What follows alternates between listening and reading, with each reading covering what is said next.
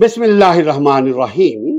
امن امن عالم اور بنیادی انسانی حقوق کے لیے ہمارا ریاست کا کردار کیا ہے؟ امن کیا ہے؟ عالم کون ہے؟ بنیادی حقوق کیا ہے؟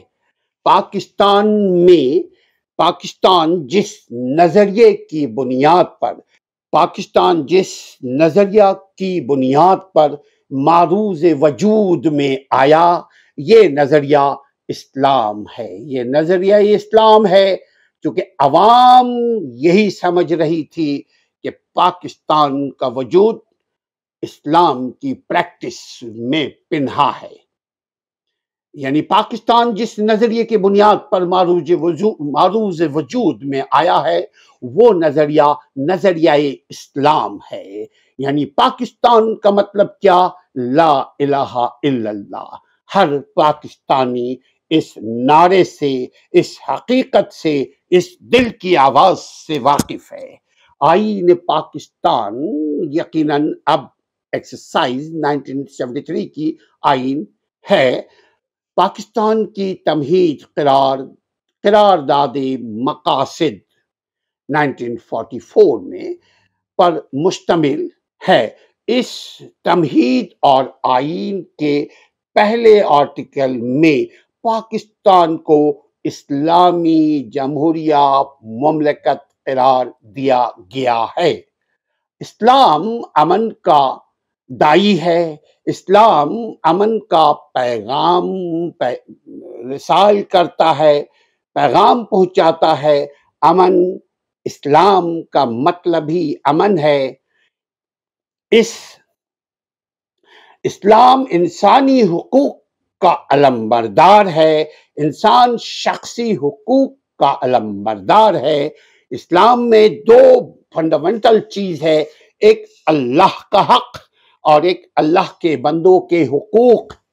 یعنی انسانی حقوق کا علمبردار اسلام ہے۔ دنیا اس پہ قائل ہے، متفق ہے، مانتی ہے۔ کوئی اسلام قبول کرے یا نہ کرے، کوئی اسلام پر چلے یا نہ چلے، بٹ اسلام انسانی حقوق کا علمبردار ہے۔ کالے کو گورے پہ، گورے کو کالے پہ، غریب کو امیر پہ، امیر کو غریب پر، اپاہج کو طاقتور پہ، طاقتور کو کمزور پہ، کسی کو کسی پر فضیلت حاصل نہیں ہے سوائے اعمال کے، سوائے تقوی کے، سوائے پائٹی کی۔ تو پائٹی کیا ہے؟ عمل ہے۔ اچھا عمل تو وہ انسانی حقوق کا علمبردار کا داعی ہوگا۔ عدل ہمارا میراث ہے۔ انصاف کی فراہمی اسلام کا بنیادی روح ہے۔ یعنی عدل اور انصاف کا حکم اسلام ہی فرماتا ہے۔ اس سے آپ کی دنیا بھی اچھی ہوگی، اس سے آپ کا آخرت بھی سنبھلے گا۔ مساوات، آخرت بھی سنبھلے گی۔ جزاک اللہ خیرہ۔ انصاف کا حکم فرماتا ہے، مساوات کا درس دیتا ہے، اور امتیازی حقوق، امتیازی سلوک سے روکتا ہے، ڈسکریمنیشن سے روکتا ہے، تعصب پرستی سے روکتا ہے، اقربا پروری سے روکتا ہے، بے انصافی سے روکتا ہے، ظلم سے روکتا ہے، تشدد بربریت سے روکتا ہے۔ دو طریقے سے روکتا ہے۔ پہلے باخبر کرتا ہے کہ اے بندہ مومن سنبھل جا، اگر تو نے ظلم کیا تو یہاں بھی عبرت کا نشان بنا دیا جائے گا، اور یہاں کے بعد جس زندگی کو کبھی موت نہیں ہے، وہاں بھی تو سزا کا مستحق ہوگا اگر انسانیت پر ظلم کرتا ہوا پایا گیا تو۔ انسانیت پہ ظلم، تشدد، بربریت، خیانت، جھوٹ، سماجی کرپشن سے بچیے، اسلام کو اپنائیے، اپنے زندگی میں بھی سکون پائیے اور دوسروں کے زندگی میں بھی سکون کا باعث بنیے۔ یہ ہے اسلام کا فنڈامنٹل رول۔ قرآن مجید فرقان حمید میں اللہ سبحانہ تعالیٰ فرماتا ہے، اے لوگو، ہم نے تمہیں ایک مرد اور ایک عورت سے پیدا کیا۔ اے لوگو، ہم نے تمہیں ایک مرد اور ایک عورت سے، یعنی آدم سے اور حوا سے، ایک مرد اور ایک عورت سے پیدا کیا، اور تمہیں شاخیں اور قبیلے کیا، یعنی تمہیں الگ الگ ٹرائب میں پہچان کے لیے، آئیڈینٹی کے لیے قبیلے عطا کیے۔ سید ہے، کوئی شیخ ہے، کوئی اڑائی ہے، کوئی گرائی ہے، کوئی پنجابی ہے، کوئی سندھی ہے، کوئی بلوچی ہے، کوئی پٹھان ہے، کوئی ہنکو ہے۔ یہ سب پہچان کے لیے ہے، فخر کے لیے نہیں۔ یہ سب آئیڈینٹی کے لیے ہے، یہ پراؤڈنس کے لیے نہیں۔ یہ شاخیں اور قبیلے کیا کہ آپس میں پہچان رکھو، اس لیے اللہ نے ان قبائل میں ہمیں پیدا کیا، شناخت دینے کے لیے، تاکہ ایک دوسرے کو پہچان سکو۔ بے شک اللہ کے یہاں تم میں زیادہ، بے شک اللہ کے یہاں تم میں زیادہ عزت والا وہ ہے جو تم میں زیادہ پرہیزگار ہے، یعنی پائٹی، یعنی نوبل، ہر لحاظ سے جو جتنا اچھا ہوگا اللہ کے نزدیک اتنا ہی مرتبے کا مالک ہوگا، اور اللہ دنیا میں بھی اس کو عزت دیتا ہے اور آخرت میں بھی ثواب دینے پر قادر ہے انشاءاللہ تعالی۔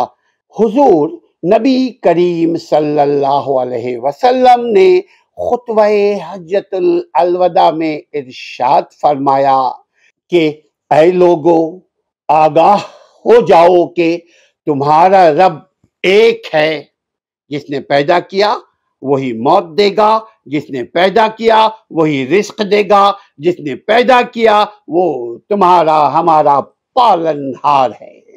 تو خطبہ الوداع میں جب آخری جو الوداعی خطبے میں اللہ کے پیارے نبی رحمت العالمین محمد عربی صلی اللہ علیہ وسلم کے ارشاد گرامی ہے، جو ایک ریمارکیبل ہے، جو UN میں بھی ہے، جو میرے عمل دل میں بھی ہے، جو آپ کے عمل اور دل میں بھی ہے۔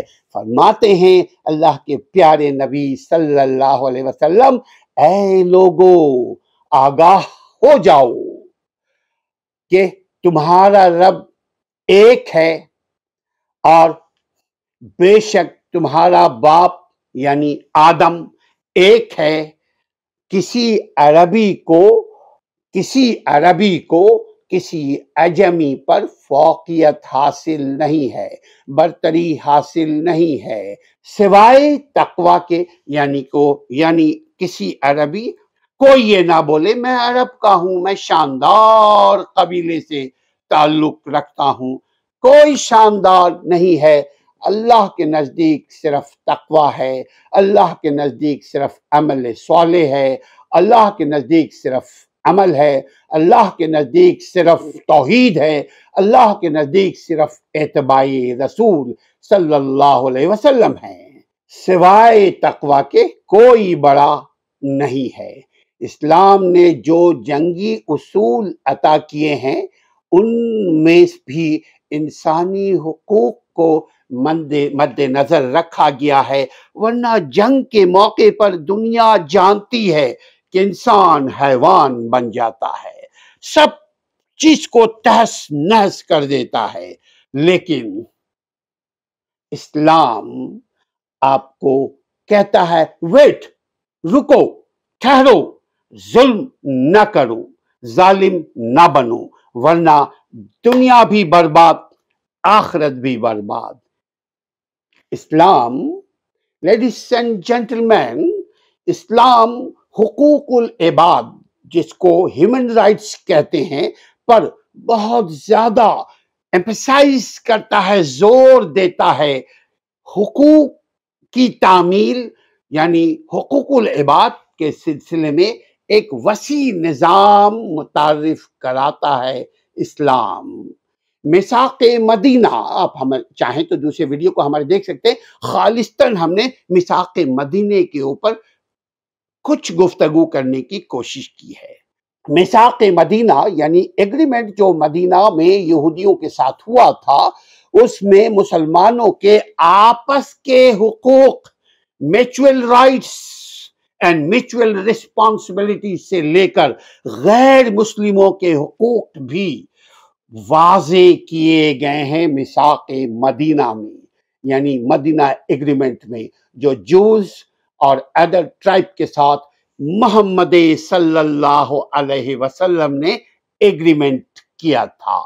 آپ کے حقوق کا تعین اس میں کیا گیا ہے، آپ کے فرائض کو اسکیجول کیا گیا ہے، آپ کو بتایا گیا ہے آپ کی ذمہ داری کیا ہے، آپ کو بتایا گیا ہے آپ کے حقوق کیا ہیں۔ میثاق مدینہ میں مسلمانوں کے آپس کے حقوق سے لے کر غیر مسلموں کے حقوق بھی واضح کیے گئے ہیں۔ اس میں رشتہ داروں کے حقوق، اس میں یتیموں کے حقوق، اس میں بیماروں کے حقوق، اس میں بیواؤں کے حقوق، اس میں پڑوسیوں کے حقوق، ہمسایوں کے حقوق، نیبرز کے حقوق، حتیٰ کہ پرزنرز آف وار یعنی جتنے بھی قیدی ہیں، پرزنرز ہیں، ان کے بھی بنیادی حقوق کو تحفظ، بنیادی حقوق کی ضمانت دی گئی ہے۔ بتایا گیا ہے کیسے آپ اپنے حقوق لیں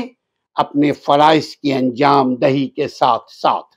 جو حقوق انسانی یعنی اسلامی ریاست نے جو حقوق انسانی عطا فرمایا ہے، وہ اس سے پہلے کسی دنیا کے کسی ملک، کسی ریاست میں موجود نہیں ہے، بلکہ آپ مثال بھی نہیں دے سکتے۔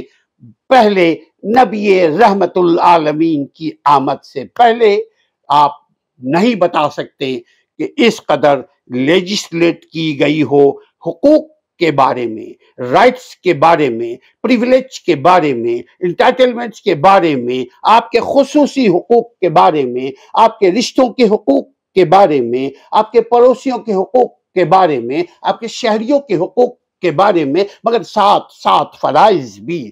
میرا حق آپ کا حق دونوں ملا تو دونوں میں کرش نہیں ہونا چاہیے۔ آپ اپنے حقوق لیجئے، مگر اگر آپ اپنا فرض بھی ادا کریں گے تو معاشرہ خوبصورت بن جائے گا، میں کہوں گا معاشرہ اسلامی بن جائے گا، کیونکہ اسلام ہی سکھاتا ہے حقوق کی ایکسرسائز، حقوق کی تعمیل، حقوق کیسے لیں ذمہ داریوں کو ادا کرتے ہوئے۔ ہاں، حقوق ادا کیجئے۔ اقوام متحدہ کی جنرل اسمبلی 1948 میں انسانی حقوق کے حوالے سے ایک قرارداد، ایک ریزولوشن منظور کیا تھا۔ اس منظور کی گئی اس universal declaration of human rights کے نام سے اس کو موسوم کیا گیا، وہ معروف ہے، پہچان ہے کہ universal declaration of human rights, یہ UN نے بنایا ہے۔ اس کے بعد انسانی حقوق کے حوالے سے انٹرنیشنل کنونشن بنائے جاتے رہے ہیں ہر سال، جنہیں مختلف ممالک سائن اور ریٹیفائی کر چکے ہیں کہ یا کریں گے۔ Universal declaration of human rights اور دوسرے انٹرنیشنل کنونشنز میں جن انسانی حقوق کا پرچار ہو رہا ہے، ان میں سے زیادہ تر حقوق، میمورنڈم، آئین، آرٹیکل، حصہ وہ اسلام کا ہے۔ اسلام آپ کو آپ کا حق بتاتا ہے، مگر بدقسمتی سے آج مسلمان اپنے ہی بنائے ہوئے حقوق کے چارٹر سے، اپنے بنائے ہوئے ذمہ داریوں سے بے خبر ہیں۔ اپنے حقوق اسلام کی روشنی میں، اپنے حقوق آئین اور قانون کی روشنی میں، اپنے حقوق فطرت کی روشنی میں لیجئے اور انجوائے کیجئے۔ اپنا اپنے حقوق کو انجوائے کیجئے. ایڈوکیٹ اسلم پرویز کو کامنٹ کرنا مت بھولیے. السلام علیکم ورحمۃ اللہ.